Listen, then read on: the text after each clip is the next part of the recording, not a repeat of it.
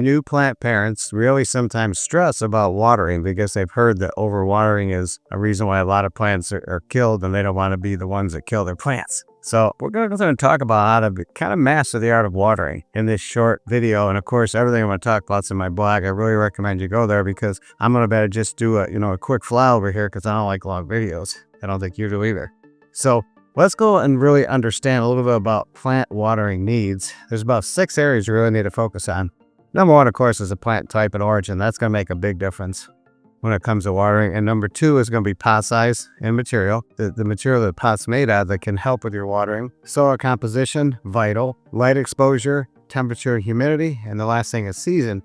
Believe it or not, even though they're indoor plants, they do have a season that they go through with growth, sometimes slower than others, and that's going to make a difference with watering. I want to go through and talk about 4 different specific types of plants and their water needs on my blog, and I'm not going to cover it here because I just shows you though when you read these, and these are some of the very common ones like the snake plant and the pothos. Some of those plants out there, maybe a peace lily, and we're also going to talk about in this blog about the fiddle leaf fig plant, and how each one of them has got a little bit different take on how you want water. And it just gives you an idea when you read this about, when you buy a plant, you really should know what they need as far as frequency, amount, and size considerations for the pots. A lot of people think, well, a pot's a pot. No, it's not. Terracotta is different than ceramic. It's different than plastic. And some have holes in the bottom, some don't. So knowing that is going to be a big factor. And I think a lot of times people don't take the time to say which is going to be the best pot for this plant. Because you buy them in the store and sometimes they come with the pots that are suited. Sometimes they don't. Sometimes they have the disposable ones that you throw out and replace most of the time. So when you go through and start to figure out what the water needs are, understand the pot's important. Here, I want to go through and talk about how to check if your plant needs water. And one is the finger test. Of course, you stick your finger about 2 inches in the soil, feels dry at that depth, probably it's time to water. Again, it depends on the plant, but usually. Weight test, you pick up the plant and it looks really light. Well, that means it's got a lot of, it needs water.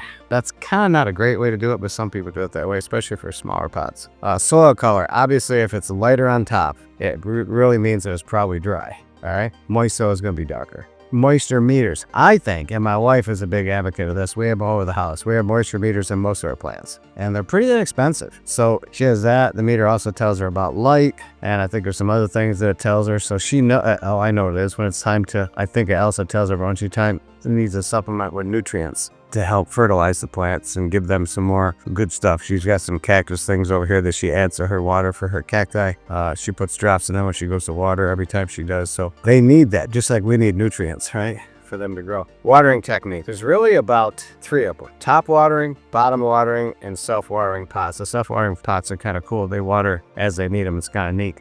Bottom watering, you usually put them in a tray and there's holes at the bottom. The moisture wicks up. Usually takes about 15 to 30 minutes for that to absorb. And then of course top watering is when you usually use a little spigot, going around and filling up your plants that way. So here's some of the common mistakes, and this is what people are really stressed out about, and that's why I think if you learn a little bit about it, you're going to be okay. You can read it in my blog. The most common is overwatering, and usually signs that when you start getting yellow leaves, mold on the soil surface, and just a wilted appearance. That's too much water. Underwatering is going to be like crispy leaves, slow growth, and when you see the soil pulled away from the pot, that really means there's a problem with underwatering. And then watering on too strict of a schedule, because seasons do make a difference with indoor plants, and some people don't really check those cycles and they just keep watering the same way. Room temperature water is best. You don't want to shock your plants with really cold or hot water. That's a mistake. So I hope that helps. Now, where do you learn more about watering? Well, you got my blog. That's got some information, but I do have some links in there to some places you can go for online information, plant communities,